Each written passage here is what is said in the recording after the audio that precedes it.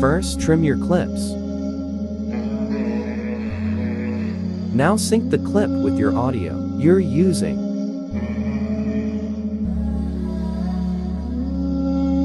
Make sure you sync the cinematics on the beats as well.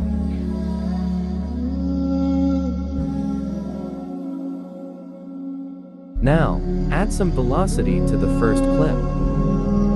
Choose Custom and add the first beat on 3.1x and the second beat on 0.9x. Now, just replicate what I'm doing.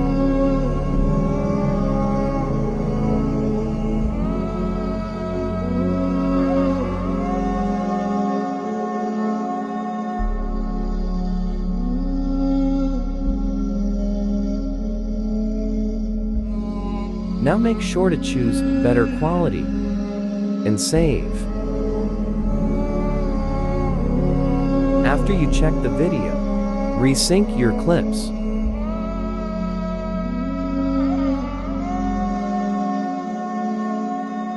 Now add velocity to the other clips. Choose Custom and replicate to what I do.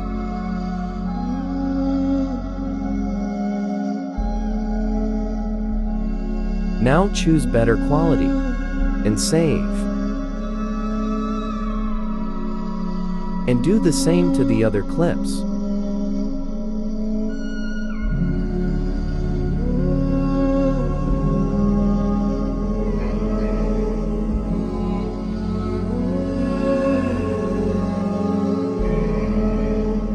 Now check the results and change to whatever looks best to you. Now, that effects, and choose Opening and Closing. Now scroll down a bit and choose Fade In and set it to 39.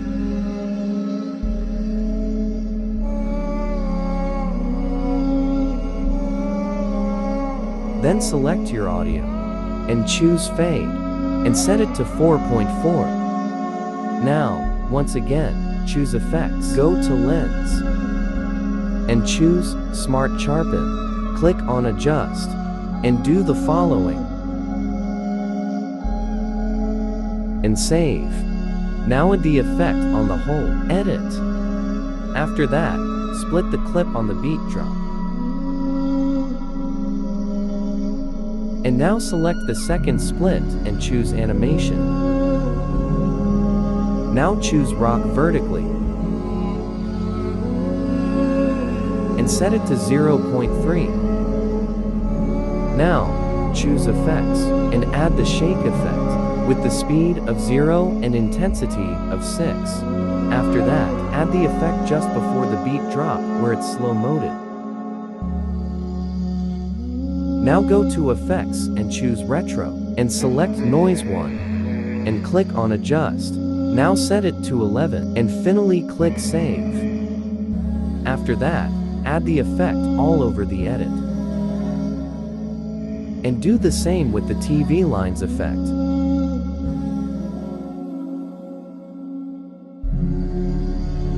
As well, add the dot silkscreen effect.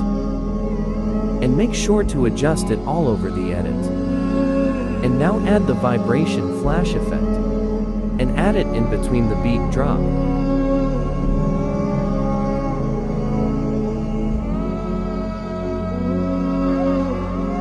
And adjust to whatever works best.